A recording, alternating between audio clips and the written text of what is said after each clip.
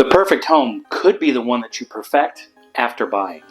So there's no denying that mortgage rates and home prices are higher now than they have been in this last year, and that's impacting what you can afford. But at the same time, there are still fewer homes available for sale than what would be deemed as normal. These are just two of the biggest hurdles that buyers are facing today. But there are ways to overcome these things and still make your dream of home ownership become a reality. As you set out to make a purchase this season, you're going to want to be strategic.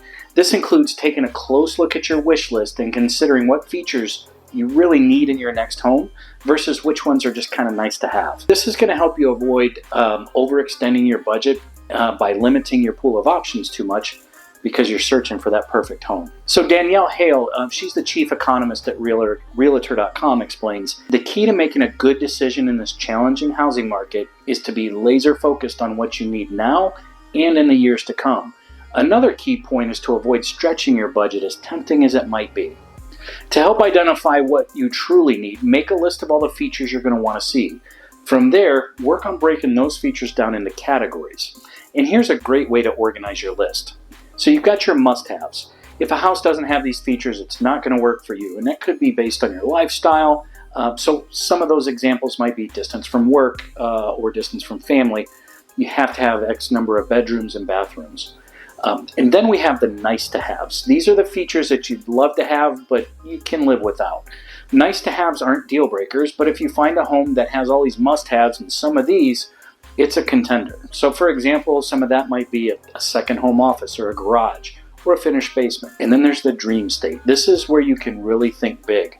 But again, these aren't features you're going to need, but if you find a home within your budget, has all the must haves, most of the nice haves in any of these, it's a clear winner.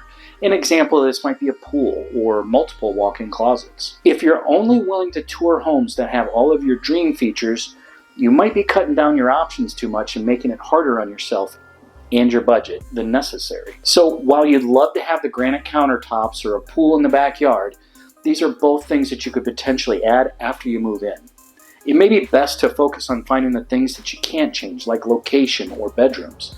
Then you can upgrade and add some of those other features and finishes later on. Sometimes the perfect house is the one you perfect after buying it. Once you've categorized your list in a way that works for you, discuss your top priorities with your agent.